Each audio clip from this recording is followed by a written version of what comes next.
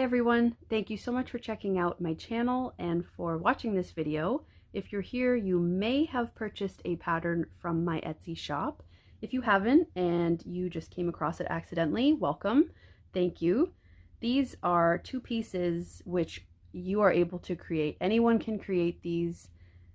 You do not have to have any experience in embroidery or needlework of any kind to tackle these. These are original line drawings turned embroidery patterns that I've created, and I just thought for anyone who hasn't made an embroidery before, it might seem slightly overwhelming or a bit confusing, so I wanted to ensure that the process of stitching, using the thread, and just easy things like tying your knots and a simple back stitch is something that you feel a bit more comfortable with once you've watched this video.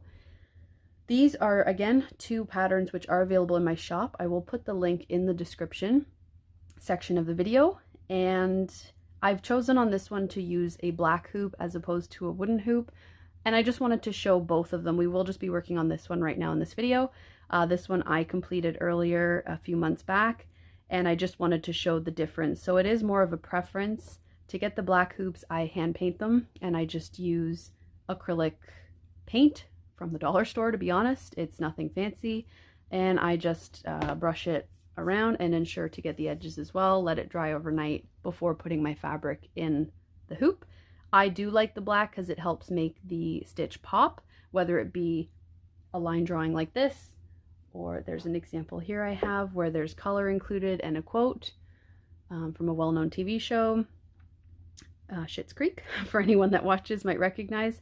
But even with color, I find that the black hoops just help pop your embroidery.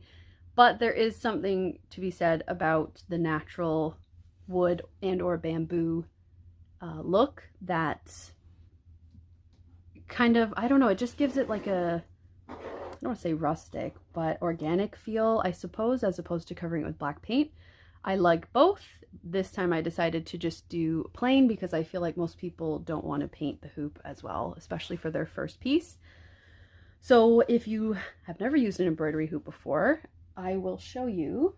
They come like this from the store, or if you're purchasing from an online distributor or shop, they come in many different sizes. I have this pattern set for 8 inches. However, if you buy a pattern online, and once you are going to print it, you can always enlarge it and shrink it, and it will work with other hoops. My patterns and guides online will state which size it is suited for, so that when you print it, you don't have to figure it out. But again, you can always do a bit smaller, a bit bigger. So this one's an 8-inch hoop, and in order to just remove the tag, you just slightly tear. I try not to push down too much or else it can get really sticky because it is a sticker, and they just gently come off now, which is great. Years ago they used to really be stuck down to the wood, and it was like scraping with my nail. No more, thank goodness. I buy my hoops at Michael's craft stores. They are, I know, in North America. I live in Canada, so I get most, if not all, my supplies from Michael's. I am in no way sponsored or endorsed by them, but I just wanted to be honest where I got my supplies from. I have tried buying some hoops online, and unfortunately the quality wasn't that great. I bought them from somebody off Amazon or from Amazon themselves, I can't remember, and a couple of them broke, and I've never had embroidery hoops break before, so I just stick with what's good so far. I haven't been able to find anything that kind of fits my standards, if you will, other than these. To use an embroidery hoop, if you've never used one, you just unscrew the knob.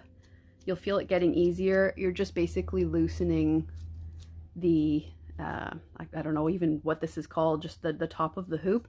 It will release tension and allow the inner hoop to come separate. So a hoop is 2 pieces in which you then would put down the inner hoop. You would then lay your fabric on top and then put your hoop back on. So your fabric will become wedged as it is here. In order to make it not fall out and be taut, you just go the opposite way of what you just did and wind it and screw it. You'll feel it get really tight. At that point, you just pull the fabric around to create a tight, taut surface. I see some mistakes, I shouldn't say mistakes, I see some people online who have their embroidery be very saggy. I don't feel like that's anyone's intention. If it is, do you, you do you. To me, I like to keep it as taut and as tight as I can get it. I mean, it's not like a drum or anything, but you just go around the edge and just basically just pulling at it. It depends on what fabric you're using. If you're using a thinner fabric, that can be problematic because it will kind of make the weave all wonky. I use what is called Galaxy Cotton Twill. Again, I'm located in Canada, so we have a store named Fabricland. I get it at Fabricland. It does come in a few other colors. I have it here in black. I have not stitched in black yet, but that will absolutely be happening at some point this year. So again, you wouldn't really want to use black thread on black fabric unless you're going for a monochromatic look, but I will be using some color on here or some white to make it pop for sure one day. But again, for now, just using the white. So as you can see, the black fabric just left some little knobblies on the white, and I also have some cat fur on here because I have two lovely fur babies. So just a little trick of the trade, just right from the start, I like to just tell people to get used to using tape. I just use Scotch tape or no name tape, but it works really well. You can use a lint roller, but I don't know, I just find tape, I just use small pieces of it and it works wonders for me. So having two fur babies is quite challenging when you're embroidering, especially on white material all the time. So I do go through a bit of tape, but that's what I have found works best, to have a nice, clean, crisp surface. And then that just goes in my garbage scrap pile. When you're embroidering, you'll find you'll always have a scrap pile or a garbage pile. You have little snippets of thread, tags, and of course for me, pieces of tape. So once your material is all set, you then will transfer the image. I am going to have a separate video on how to transfer the image to your fabric. However, I will just do a brief kind of 60-second example. Put that aside for now. So this hoop already has an image on it, but let's pretend it doesn't. And say you wanted to, this doesn't fit the size, but once you get a pattern, you print it out, you put your hoop on top, and you can see through it. To help you draw though a bit more accurately, if you need, you can tape it to a window and let the light shine through. You can use a light table, or you can even use your tablet or iPad to just project the image that you want to draw. Put your embroidery on top, or your fabric at that point I should say, and hoop on top, and you can go ahead and trace. I would just point out, please do not press hard if you're using a tablet. You don't want to damage your electronic device, of course. But transferring an image, I will have a bit more of a detailed video showing at least two of those ways.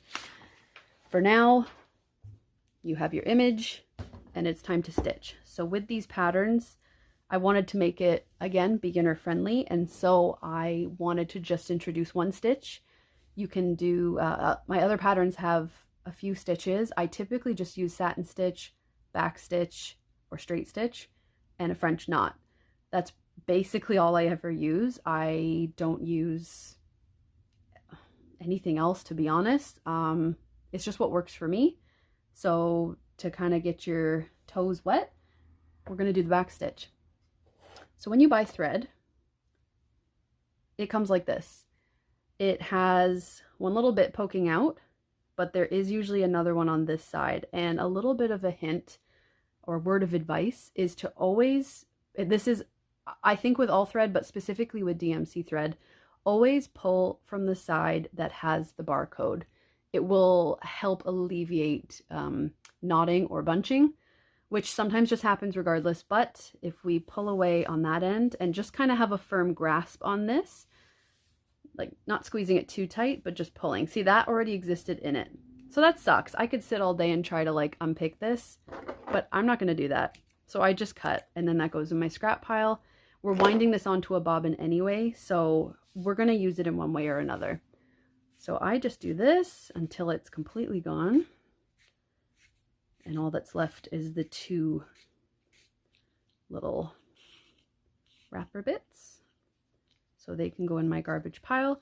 If you want to keep track of the color code, you definitely want to at least either save this and or write it on your bobbin. If you don't care and you just want to eyeball stuff like I do most of the time, you don't have to keep track.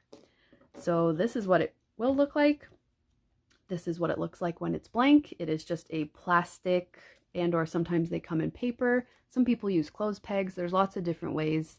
Other people just leave it as it comes from the store and work with it that way. I'm definitely guilty of that. I enjoy it. Then I also just know what color I'm using. But if you want it to be kind of like just pretty, or you have an embroidery box, it's much easier and way more organized to wind your embroidery threads. And these are just projects I have currently going, so I just keep them handy. The rest of my threads are in proper storage to keep dust out and pet fur, as I've mentioned. So I just start by putting my thumb down on just a sliver of it, and basically it's pretty obvious what you do, but again, it's intimidating until you see someone do it and think, wait, I can do that. And this is it. There's no right or wrong way to do it, because you are literally just winding the thread around the plastic or paper. I call it a bobbin, but I don't really know what the name is. So if you're doing a bunch, your wrist might hurt, so you might want to get a friend or just do it over time. I definitely just do the ones that I need and keep the rest in like a flatter storage. So when you're close to the end, you just fold it in, and that helps it from unraveling and or getting knotted with your other threads. This piece is the bit at the beginning that I cut because of the knot, so I'm just going to use this. But basically all you would do is go to the length that you desired and just cut, and then be sure to pull it back through the slot. So we have this piece. I would recommend not using too long of a piece. This piece is probably, this is it folded in half because I know it won't fit in the frame. It's probably 3 feet, maybe 2.5 feet. And embroidery thread is composed of 6 smaller strands. So I know that's confusing for some people when they read a pattern and it says use 2 strands or 3 strands. And they're thinking 2 or 3 of these? No, it's what it's broken up and composed of. So if you look carefully, you can see that there's actually 6 thin strands. So some people use all 6, some people use 2, 3, 1.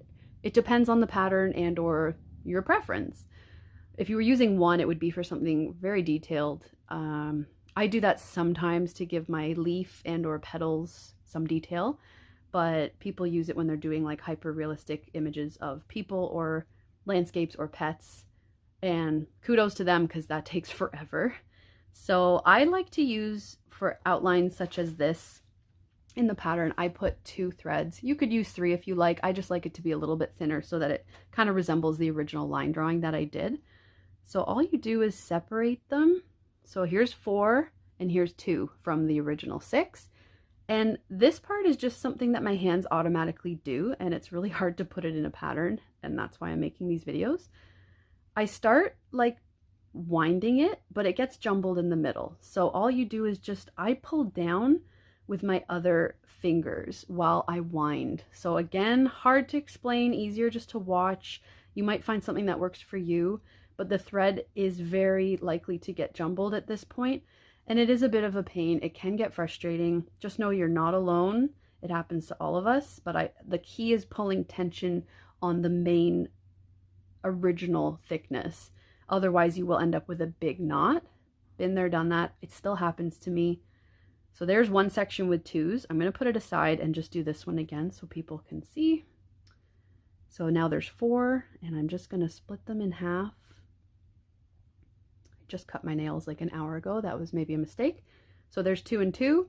And again, I just wind like this so that at the end it looks like this, and it's just kind of neat and tidy for me while I'm working on a pattern. But it's the tension that's key. So it doesn't even matter if it's really jumbled in my hands. It's just there. This is a bit easier. So there's only the 4 threads, so it's not bunching as much easier. But again, if you get in a big knot and you don't want to spend all day, embroidery thread is not that expensive, thankfully.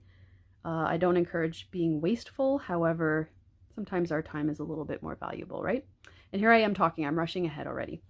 So you have to have a knot on the end of your thread, obviously, otherwise it will just pull right through or you won't have the correct tension. So there is such a thing as a quilter's knot. A lot of people use that. There's many different ways you can do this. I'm just going to show you how I do it and how I've done it for 5 years. It's worked for me, or 6 years now. time flies, geez. I literally just make a knot. So I just circle it around and just then pull it through. So that's how I do it. And it's too small at that point, so I do another one. Pretty much just do the exact same hand motion. And it usually lands in and around that same spot. If it doesn't and it's kind of in the area, I just make a third one and then I have one big knot. This might seem tedious to some. If you have your own way, please just continue to do it, or you can search others' videos on how they do it. If this is like you're rolling your eyes like Andrea, I don't want to do that. But for me it works, and once you get the hang of it, I'll do another one quick. You just do it really quick, right? Once you've done something hundreds or thousands of times, you just kind of end up doing it in like one motion. So I do 2 to 3, so I'm just doing 3 to show. Luckily, they all landed in the same area, snip, and that one's good to go as well. So again, with like anything, practice makes almost perfect. We're never perfect. Once you have your knot, you go to the other end. Make sure there's no like slack or knots in your thread, because that will become a headache later. People do have an issue threading their needle, and I completely understand. I use a larger needle, so I think like I really should be using a smaller, thinner needle at least. But a fun fact, I have used this very needle for all of my embroidery and my cross stitch. So we're talking thousands of pieces. I have used this one needle. The experts say you should change it every 8 hours of sewing. I never have. It's pretty sharp still. I mean, it probably could be sharper, but I don't have any issues. I'm not complaining. So I'm not a needle expert in terms of what size, where to buy them. My mom had this one and I've just kept it, and I just kept working with it. So I like to use a larger eye of a needle because it just helps when you're doing the threading. It isn't quite so stressful as opposed to some smaller needles where the eye of the needle is so small.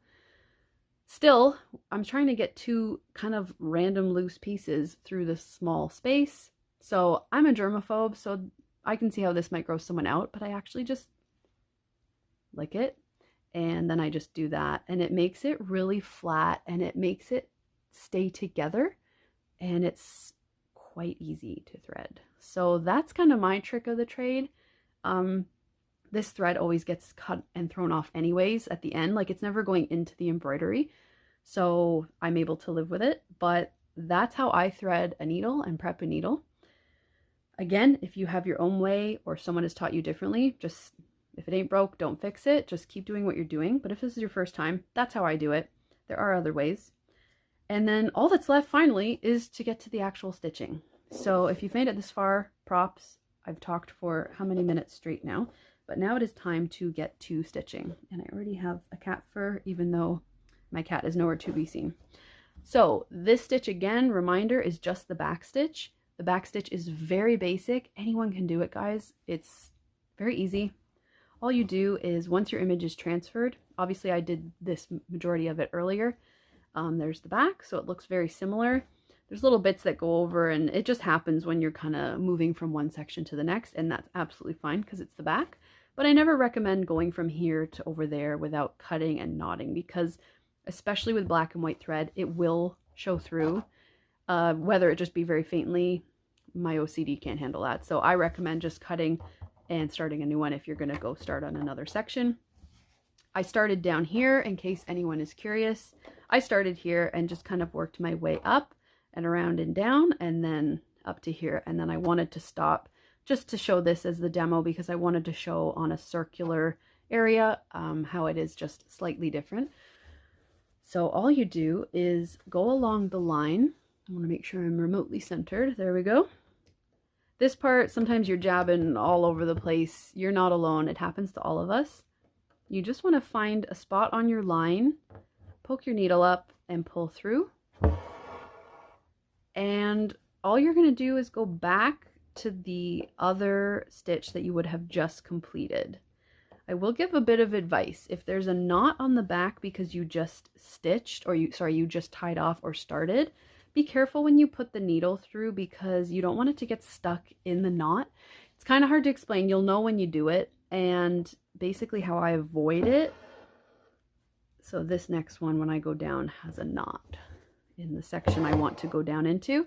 So on the back, I just kind of like pull it with my needle gently, because you don't want to tug and like jumble up the fabric. But I just pull to the side gently, place my needle down in through it. You only have to do this again when there's a knot, or I do it anyway.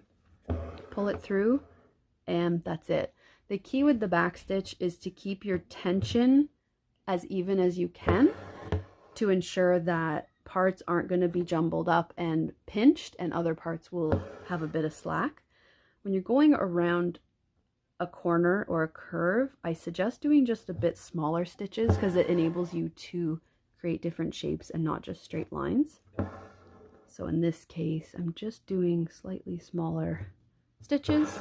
But other than that, I do recommend using a pretty standard length with your stitches. It just kind of helps bring the piece all together and give it some unity. I have done some where there's more straight lines involved, and I just do one longer stitch, and then if it suits the piece, you can keep it. But I do recommend just kind of keeping them all, just generally, you don't have to get a ruler out or anything, but just keeping them roughly the same length. And I wouldn't do too long of a stitch, otherwise it's just going to be very boxy and very pointed.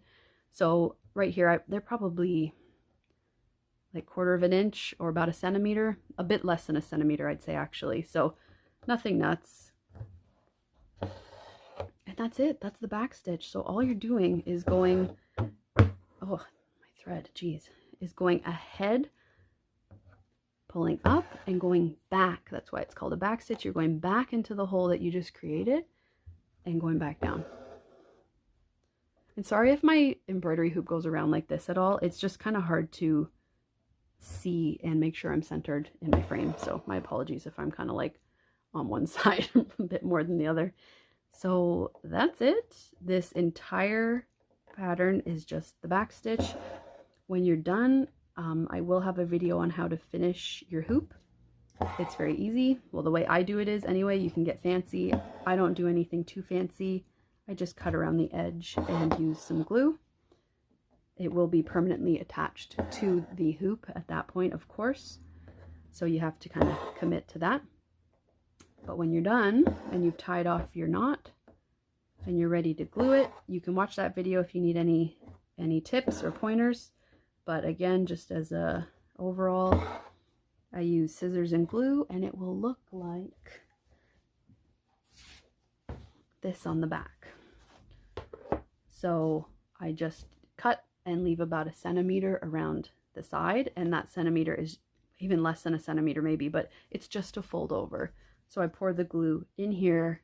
The amount of glue is key. You don't want to have too much, because it'll kind of ooze out onto the stitch and you will see it through the front. But you don't want to have too little, because you need it to stick down. So it's kind of one of those things you get used to. It's experience. But again, I will do a demo once I finish up that lovely one that I just put aside, and I will make a video for that. And you just let it dry for, I let it dry for a day before I start playing with it, or half a day. Set it up, take photos with it, hang it on the wall, put it on a shelf, and it's art that you've made all yourself. So I hope this video helps anybody who's just starting and kind of maybe takes the intimidation away of starting embroidery. Again, anyone can do it. I really hope you give it a shot. And please, if you do purchase any patterns from me and complete them, please tag me. I love to see your finished work, especially if you're a beginner. If you have any questions, please don't hesitate. Feel free to comment or message me on Instagram, or you can even send me an email, and I will do my best to describe any helpful tidbits or any steps that maybe you're missing or getting confused. I will do my best to help you out. But that's it for today. Thank you so much for watching. Happy stitching, good luck, and I'll see you guys in the next video. Bye!